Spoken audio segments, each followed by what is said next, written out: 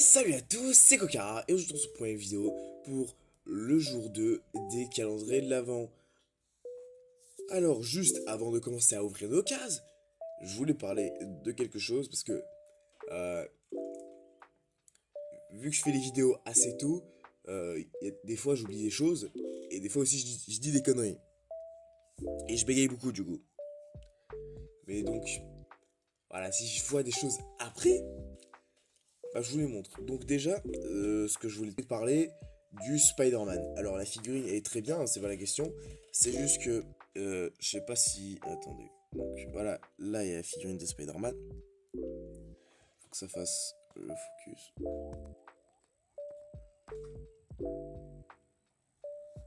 Donc je sais pas si vous voyez bien, mais en fait, sur le bras du Spider-Man, il y a un problème de topographie.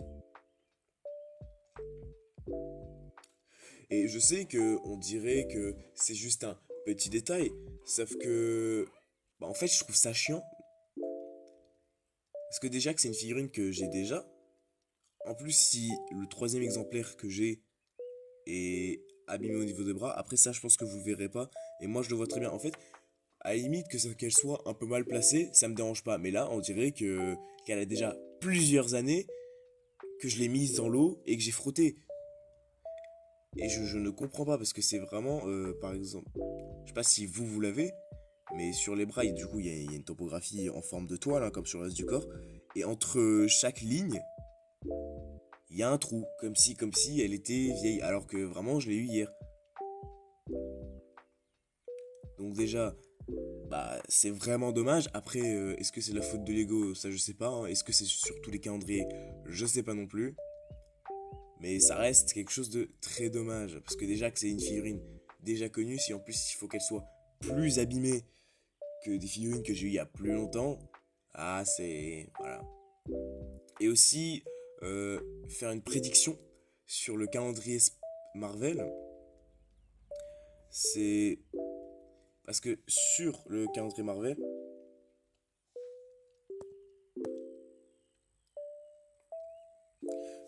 Marvel, on peut voir que là, il a un truc de lance-toile, et derrière aussi, je sais pas si vous voyez, mais il y a des trucs de lance-toile.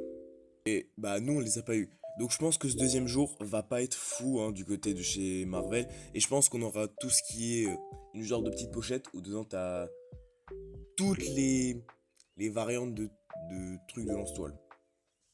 Ah, je pense que ça va être ça. Même si bon normalement on aurait dû l'avoir dès la première case avec le personnage. Parce que c'est un peu dommage de gâcher une case pour ça.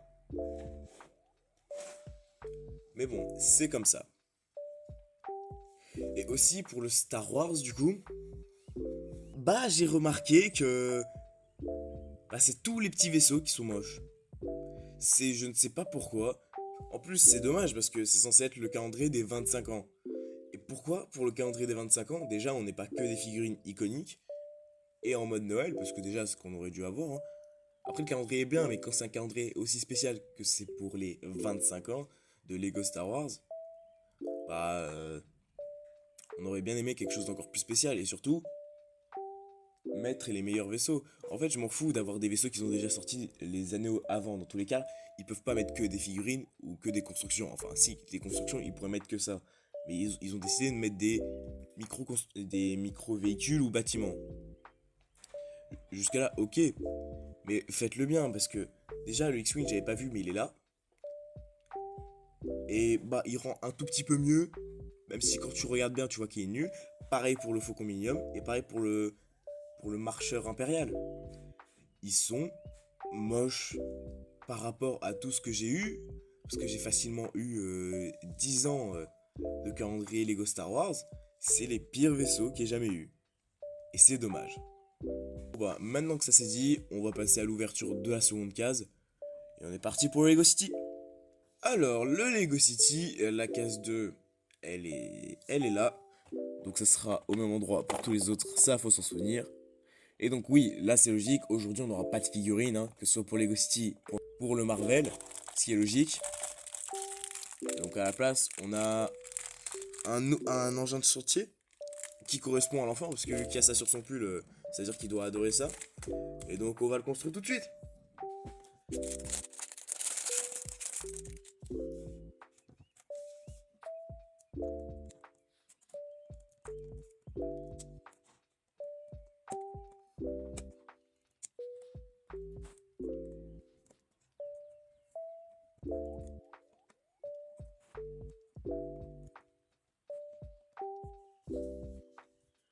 Voilà, donc euh, le petit enchanteur de chantier.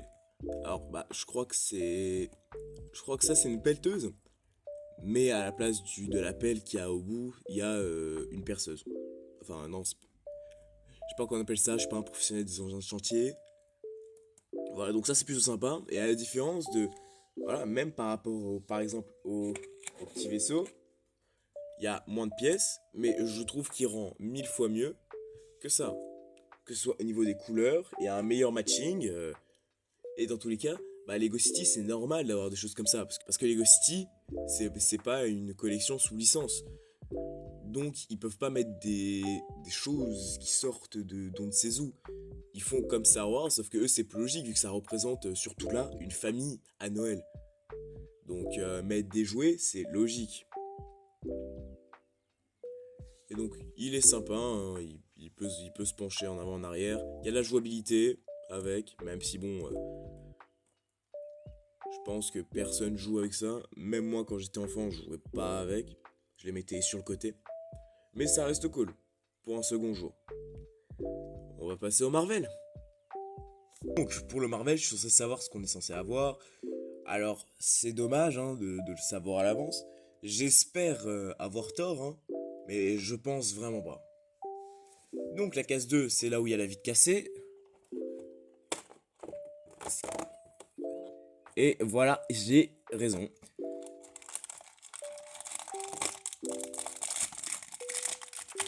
Alors pour ceux qui savent pas ce que c'est, bah là du coup c'est une pochette remplie de tout ce qu'on peut accrocher à ça, hein, à son genre de stud shooter. Donc il y a des menottes en toile, des tirs en toile, des genres de boucliers en toile, des projections. Euh, Bah en blanc comme ça c'est la première fois que j'en ai parce que moi j'avais que ceux de Miles Morales de son mecha. Donc c'est plutôt cool. Mais encore une fois gâcher une journée pour quelque chose qu'ils auraient pu mettre avec la figurine de base, c'est dommage. Donc là, il n'y a rien à construire, ce qui est aussi dommage du coup. Et bah, plutôt que de l'ouvrir et qu'il y ait des pièces de partout, pour l'instant, ça me sert à rien, donc je vais juste le laisser de côté.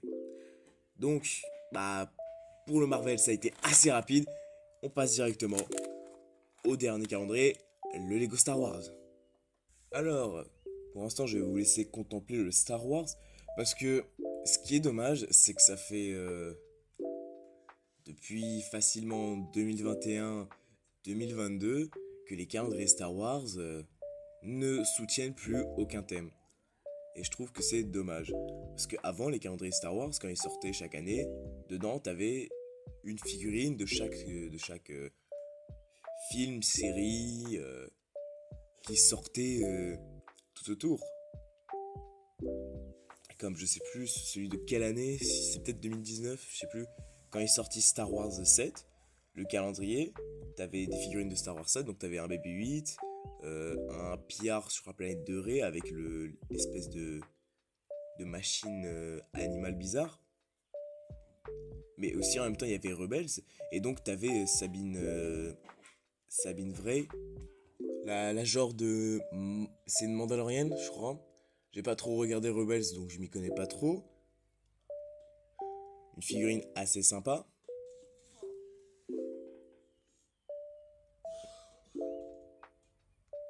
Donc oui, ça c'était la figurine, tout ça. Donc on avait ça, un bébé 8. Alors normalement il a un chapeau de Noël, mais bah là non du coup. Ah ça c'est pour dire que bah avant il y avait une continuité, il y avait une logique. Alors que tu vois très bien que depuis des dernières années, vu qu'il n'y a plus rien qui sort, d'intéressant, hein, parce que pour ce calendrier-là, ils auraient pu très bien mettre des choses de la saison 3 de The Mandalorian, ce qu'ils ont fait en mettant un soldat, ce qui suffit pour eux. Et il y a eu Ahsoka Tano, mais je suis pas sûr que la figurine d'Ahsoka, ce soit celle correspondant à celle dans la série. Et pourtant, il y a des personnages dans cette série. Après, bon, aussi, il y a The Acolyte, mais ça sert à rien de parler de The Acolyte, on est très content qu'ils aient pas mis de figurine. Mais là, tout de suite, j'ai pas en tête, mais il y a plein de choses qui sont sorties. Mais il y a même la série nulle là, de Lego Reboot the Galaxy, qui est vraiment une série fade, très fade et pas intéressante. Ils auraient pu nous mettre un, un Palpatine gentil. Même pas besoin du Dark Vador blanc, parce qu'on sait qu'il l'aurait jamais fait. Mais juste un autre méchant étant devenu gentil, ou un Dark Vador... Comment il s'appelle Lance. Je sais plus. Et ça c'est un peu dommage, parce que là on a... Bon, c'est bien, parce que moi j'ai pas leur coupe de cheveux, mais on a deux personnages génériques, donc Luke et Leia, deux soldats, comme à chaque fois, hein, et un autre personnage un peu moins commun.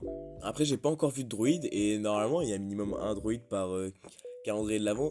Après, je pense qu'il y a que 5 figurines dans celui-là. Après, ça reste bien, hein. C'est pas... Vu que c'est dans tous les cas, c'est des bonnes figurines, c'est pas grave. Bon, assez parlé, il est temps d'ouvrir la case. Donc, la case numéro 2, elle est juste ici. Hop. Et vu qu'on n'a pas eu de figurine pour le premier jour, il nous en donne une pour le deuxième jour. Alors, un peu déçu d'avoir cette figurine tout de suite. Enfin, pas déçu, je dirais pas ça comme ça. Elle est cool la figurine, sauf que j'aurais préféré l'avoir plus tard parce que c'est un peu les seuls customisés. Les rares figurines customisées. Celle de la Leia, elle est juste ici. Et on va la construire.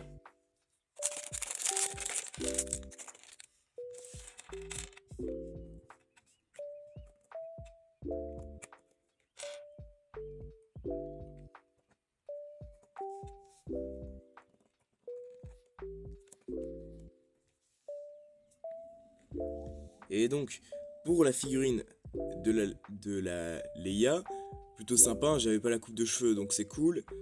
Après, ce qui est dommage, c'est que dans le calendrier de l'année dernière, je crois, c'est qu'il n'y a pas, il y a pas beaucoup de calendriers avant. On avait une autre Leia, on avait celle de Andorre. Bon, là, c'est sympa, avec un petit verre. J'aurais bien aimé une petite topographie de... Par exemple, j'aime Vador, parce que c'est son papa. C'est une petite blague, parce que Lego, ils aiment bien faire ça d'habitude. Sur son pull de Noël, c'est le combat sur Hoth, hein, donc là, on a les réacteurs. On peut voir aussi les genres de chèvres sur deux pattes, là, les genres de chèvres dinosaures, je sais pas comment on appelle ça. Le vaisseau de Luke, je crois. Un marcheur, un marcheur impérial. Encore une fois le vaisseau. Et une tourelle. Donc voilà, donc là c'est bien aussi. C'est que les pulls sont très détaillés et des deux côtés, hein, qu'ils aient pas fait un effort que d'un seul côté. La figurine est sympa. Après, à la façon du, par exemple, Dark Vador des plages. Donc c'est lui, hein, du coup, que comme comme en fait la plupart des figurines Star Wars de Noël, c'est que que les figurines, elles portent leurs habits spéciaux de Noël au-dessus de leurs habits habituels. Donc une petite topographie sur les jambes de la tenue commune de Princesse Leia, comme c'est le Dark Vador. Je sais pas si on voit là, mais en fait, attends, on va tenter le focus. On voit un peu, mais on voit qu'il y a une topographie, et c'est la topographie du bas de Dark Vador comme sur les bras, hein. Donc là, c'est dommage, c'est juste des jambes blanches.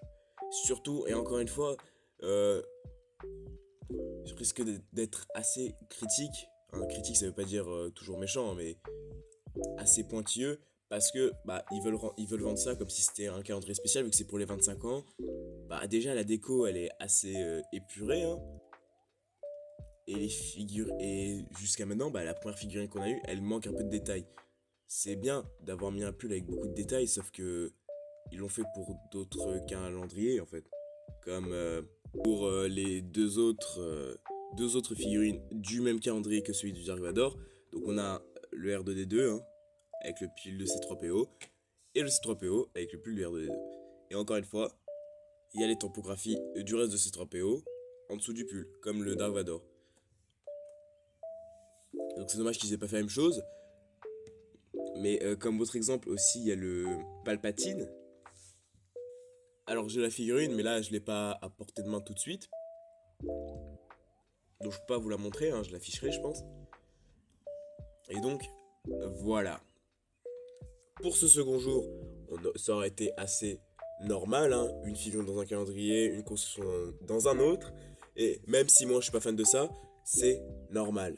hein, quand ils ont besoin de faire les cases en deux parties, ils aiment bien faire ça. Moi, je suis pas fan, mais bon, c'est pas grave. Ça reste sympa. En plus, j'en avais pas de cette couleur-là. Ça rapporte à la collection. Ça permet une meilleure jouabilité. Donc, c'est ok. Et c'est pas non plus horrible, hein. On aurait pu avoir pire. Donc, ça, c'est validé. Pareil pour le petit camion, hein. Faut pas oublier que ça reste un calendrier Lego City. Et donc, c'est pas de. C'est vraiment pour représenter une vie à peu près normale. Et de toute façon, vu tout ce qu'il y a d'intéressant dans ce calendrier, ça me dérange pas qu'il nous donne tout de suite tout ce qui est le moins intéressant. Et donc la figurine de Leia, hein, très sympa parce que je gagne une nouvelle coupe de cheveux que j'avais pas. Le pull reste sympa, hein, une très belle tempographie. Manque de tempographie sur les jambes, mais c'est accepté. Ça reste une très belle figurine qui, je l'espère, restera unique à ce calendrier comme toutes les figurines spéciales Noël. Voilà. Et donc pour le calendrier Marvel, je sais pas si vous l'avez ou pas, mais j'avais dit qu'il y avait qu'une seule figurine vraiment spéciale Noël et je me suis trompé.